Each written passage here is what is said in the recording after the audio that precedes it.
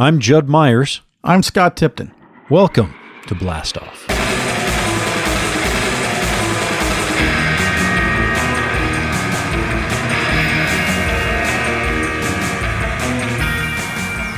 Welcome, everybody, to the Blast Off podcast. This is our home show where we'll be featuring retails and Comics 101. We want to tell you a little bit about what those are exactly. First of all, Scott Tipton is here with me. Scott, who are you?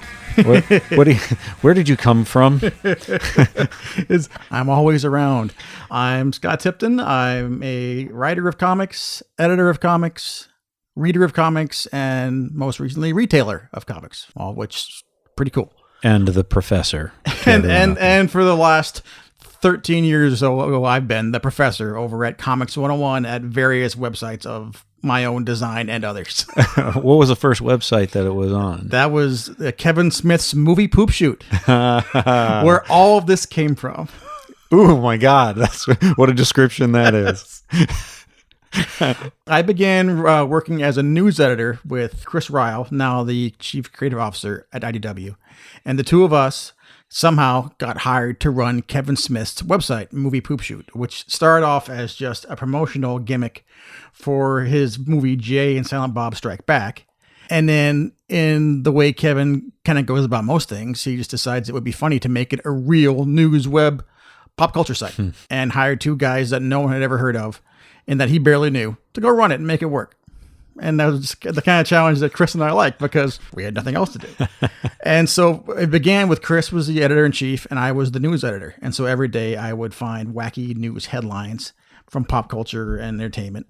And I'd write 4 or 5 snide little headlines to go with the news. And I would do that every day on the news portion of the site. And after a few months of this, we started getting some serious making headway as far as around traffic and readership. And we started getting questions about comic books because Kevin's audience has always been very into comics. And so we started to get questions about what should I be reading? What would I like? What wouldn't I like? How are the movies related to the comics? And so I started writing this this column for the site called Comics 101. And every week I would write a column about questions I was getting in the mail. I just saw Daredevil. What Daredevil comic should I be reading? I didn't understand what the golden age of comics is. Who are these Avengers? I don't understand any of this stuff. And I would every week answer questions and write longer form columns about the history of comics. And I've been doing that every Wednesday for about the last 14 years. Every Wednesday. I have not missed a week. You have not missed I have not missed a week. Wow, that's it's the most pathetic streak in pop culture. And so Chris and I did Movie Poop Shoot for about 3 years. And then we decided to go our own way with it. After Chris had moved on to IDW, I had begun writing comics. And so we passed off the site to other hands and it changed titles. And I think it's still run in some form or another. But I had gotten attached to having this audience of people who like to talk about comics and wanted to know about it. So I began comics101.com. And I put up that site, and that site ran for at least 12 years. Until only just a couple years ago, whenever you and I began Blast Off, and I began rolling over the Comics 101 stuff to Blast Off first. But when it was still just Comics 101, that was when I was looking for other voices. Chris would still do a column for the site. I had a friend who was a good writer who loved to write about wrestling. He'd been a professional wrestler. So he did a wrestling column. I had another friend who would write about crime novels and movies. And that's when I turned to you and said, why don't you start doing your column over at my site, because at that point you had been doing some work for CBR. That's where Retails comes in. We met in like 2004 or something like that. Yeah. I had been a retail store owner for about a year at that point. And then 4 years in, that was when I won my Eisner Award for the spirit of retailing and made a name for myself in the comic book retail world. And Jonah Weiland, the owner of Comic Book Resources, approached me and said, listen, we're looking for a voice for our site, a retail voice. So I'd like you to come over and write something for us. And I said, no. Who cares what I have to say? And he said, well, I said, what do you want me to do? He said, well, you come over, you can maybe do some reviews, maybe things that are coming out, and they give your opinion. I said, I don't care about my opinion. Why should anybody else care about my opinion? I'm not going to come on and tell people what I think. He said, well, what do you want to say? I said, well, I only really know one thing, and that's what I do every day. It's not so much about the product, it's about the people that come into my store. I know about them, I know about their lives and the things that they develop into, and I know their stories, and it's all private, and it's something that's sort of an honor to be a part of their lives. So if that's interesting, I could do that. He said, sure, let's give it a try. So I called you and said, what the hell did I just get myself into? What does this mean? How do I write this? What do I do? and that's where it, retails started on Comic Book Resources, and it got a pretty nice international following. I got a lot of attention from people all over the world, and continued to do it. Even, eventually I stopped doing it on Comic Book Resources and started doing it on the our Blast Off website once we opened the store.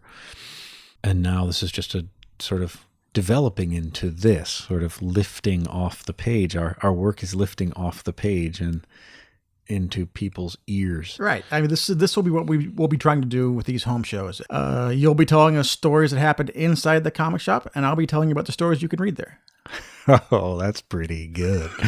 Wow, I want to listen to this one. Not my first day. Wow. Well, I can't wait to see what happens next.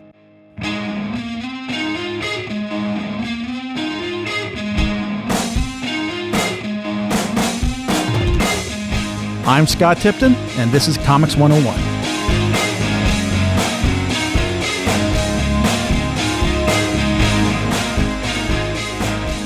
I hear references to the Golden Age and Silver Age all the time.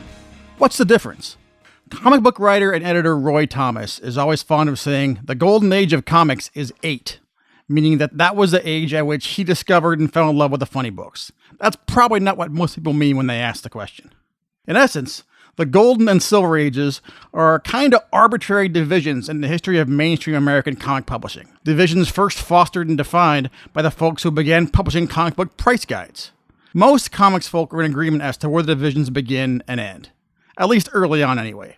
The Golden Age of comics begins, for most, in June 1938, with National Comics publication of Action Comics #1, the first appearance of Superman. While comics were being published before that, the arrival of Superman set off a superhero craze, and to a larger extent, a comic book craze that went on for over 2 decades. At its height, there were numerous mainstream comics publishers, all doing pretty good business. When compared to today's market, in which a circulation of 100,000 copies is considered wildly successful, it's staggering to look back at a time when Fawcett's Captain Marvel comics were regularly seeing sales numbers in the millions. That, my friends, is the Golden Age. Even after superheroes fell out of fashion in the late 40s, the comic book machine stayed in full gear, with romance, western, horror, crime, and funny animal comics all seeing different degrees of success at the newsstands. Most people set the beginning of the Silver Age at October 1956, with DC's publication of Showcase 4, which features the debut of The Flash, a revamp of one of National's more popular superheroes from the 1940s. The success of The Flash led to similar resurrections of such characters as Green Lantern, Hawkman, and the Atom. Once these characters were teamed up with superhero perennials like Superman, Batman, and Wonder Woman, who had never run away in the first place, in the pages of Justice League of America, a full superhero renaissance was in bloom, with a spike in sales that caught the eye of National's downtown rivals at Atlas Comics, who would soon take on a much more familiar name, Marvel. Inspired by the success of the Justice League, Marvel editor-in-chief Stan Lee turned his attention to superheroes in a big way.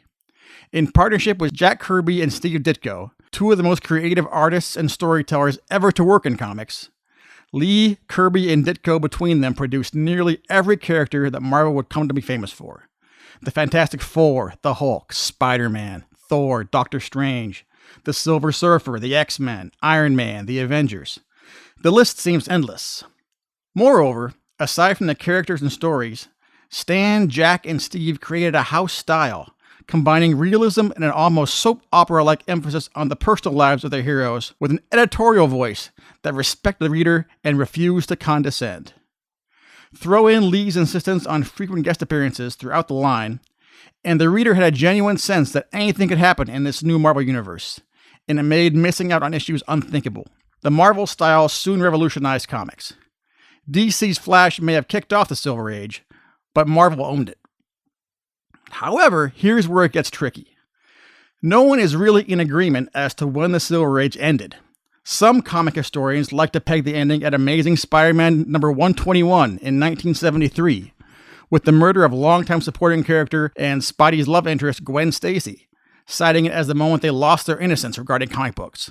It's a bit sappy, but it's as good a definition as any, as it also was a good marker for the time when Stan Lee quit writing and even editing most of the Marvel titles. In fact, to this day, Stan swears he wasn't even in town when the decision to murder poor Gwen was made, and only found out when he saw the published book for the first time. Others like to place the end of the Silver Age at 1978, when the DC implosion, as it was called at the time, resulted in the cancellation of an armload of DC titles. Still others stretch the Silver Age all the way until the 1980s, when Marvel was revitalized by Frank Miller's Daredevil work. Chris Claremont's X-Men was firing on all cylinders, and John Byrne was doing the best work of his career on Fantastic Four. Nowadays, comics types tend to call the 70s and 80s the Bronze Age, following the gold-silver pattern. I've heard some people refer to the 80s as the Mylar Age, since that was when bagging your comics in plastic bags to protect them first became popular. For a while in the 90s, some zealous fans even started declaring it the Image Age, when comics like Todd McFarlane's Spawn and Jim Lee's Wildcats were breaking sales records left and right. If you ask me, there's a golden age and the silver age, and then there's everything else.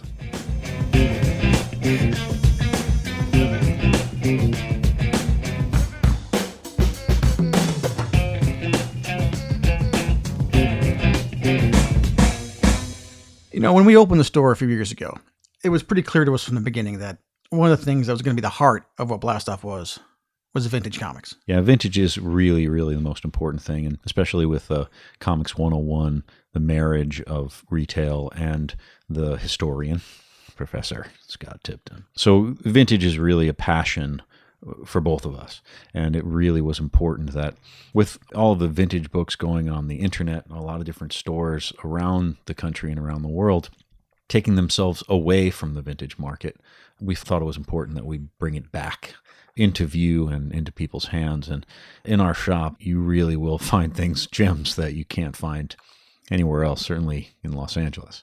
There's a real sense with vintage comics, I know at least for me, that I really love collections. I love the hardcover collections that are coming out more and more often. I'm glad that so much material is now back in print, but I need to feel that comic in my hand. I need to feel the paper. I need the smell of an old comic. Oh, it's the best thing ever. There's a tactile experience about that I think all collectors kind of understand, that this is so much a part of what we love about this. And there's so many different levels. Like what we do, we have books in the case that are $100,000 in the glass cases, but you can also find things on the wall that are $100 that are from 1948. Or you can find things that are $20, $10, things that you can take out of the bag from the 1970s and actually read a Luke Cage comic, and it only costs you $10. And then, up front for the kids, we do a thing where we put out old comics at cover price so they can get the feeling of what it's like to pick up a comic that's 25 cents, still only 25 cents, and bring it up to the register and put their quarter on the counter and feel what it's like to buy an old comic book and read it and roll it up and put it in their back pocket. I remember when I was a kid, the first time I ever saw a vintage comic where I recognized this was something special. And I didn't buy it. It haunts me still. I was with my mom and dad, and we were in an antique shop somewhere. And in this china closet was what I now remember had to be the first appearance of Iron Man. Because it was that famous cover with him grabbing for the boots and grabbing for the chest plate. I remember the captions, who? And that image was burned in my brain. It was before I read Son of Origins. It was before I'd ever seen that book, but I know I saw it, and it was in an antique store. I didn't get it. I didn't get it. I could have. It haunts me still. And for me, it was a spinner rack where it was a 2-part story. So, one, I didn't know what that meant, but I grabbed I was in Rexall Drugs, the pharmacy, and if the Avengers were in space, and it was like, what the heck? Is Captain America throwing a shield in space, and he's got a space helmet on, and that's crazy. And I read it, and it was just fabulous. And then it ended saying that this was part 1 of 2. Oh no! Yeah. And I didn't know what, so I went back to the Rexall and I would scour the spinner rack and ask the guy at the counter, like, well, when's it coming in? And this the second part. And I did this all the time until the guy behind the counter finally went, kid, I don't know what you're talking about. I buy comics, I put them on the spinner rack, and that's it. So, good luck. And I was adrift in a sea. How do I find it? Where do I go? And then eventually, I discovered that there was something called a comic book store that was dedicated just for comic books, and had to figure out from the yellow pages how I could get my Huffy there in the 106-degree California weather. These are the agonies that lead us to where we are now. Yeah, that's right. And if you come to our store, you're going to see, like, we're the store that doesn't have just part one. You're going to find both parts. And we're going to give you what it leads to.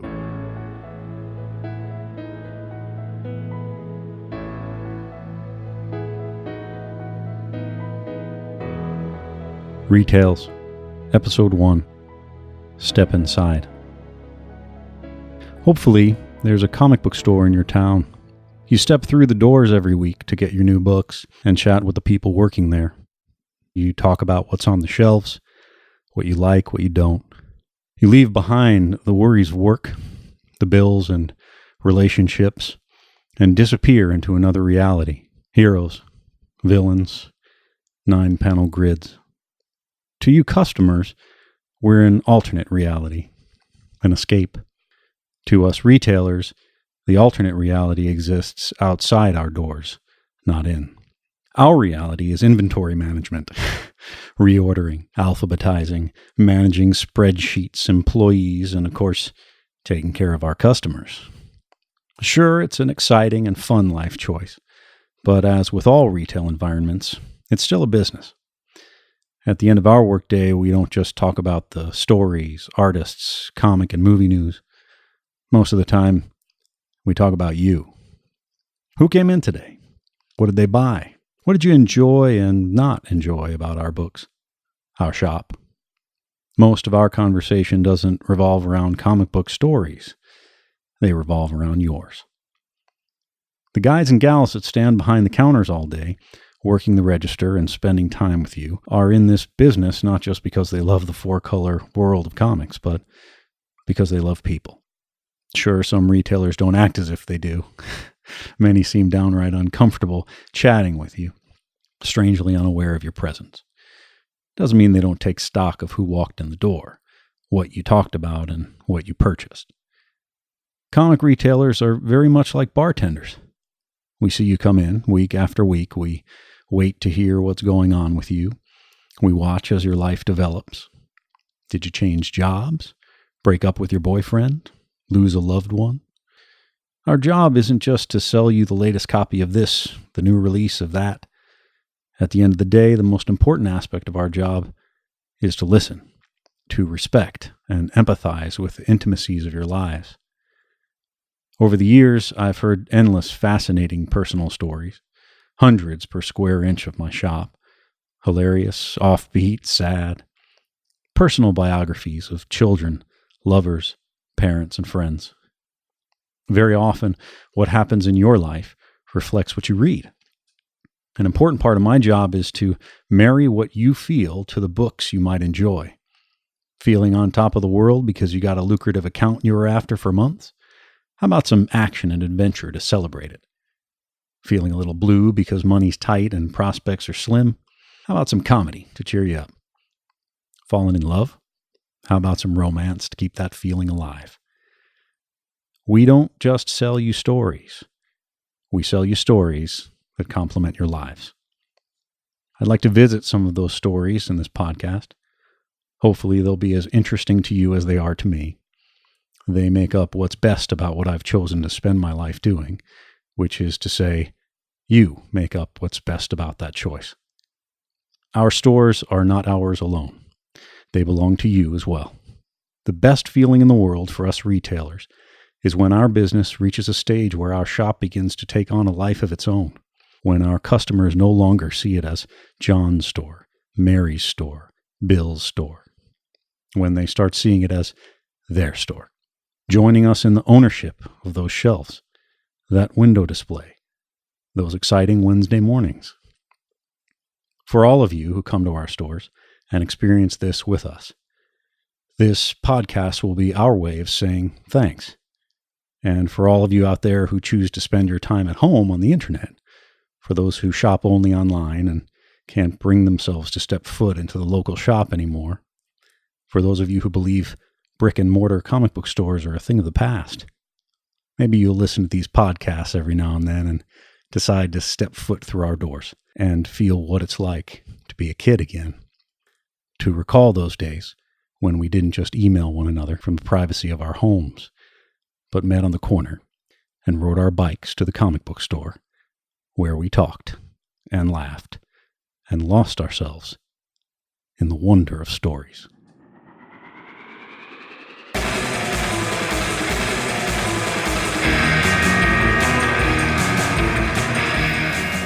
The Blast Off podcast is produced by the Colonel, Jeff Fox, Scott Tipton, and me. Original music is composed and performed by Derek Anthony Gray. You can find more of his musical compositions on his website, DerekAnthonyGray.com. For more information about anything you've heard us talk about today, check us out online at blastoffcomics.com. We have an active Facebook presence, so check us out over there on Facebook. And you can reach us on Twitter at blastoffcomics or on Instagram. Or you can come by our retail location in North Hollywood in the heart of the Arts District, 5118 Lankershim Boulevard in North Hollywood, just 2 blocks south of Magnolia. See you soon.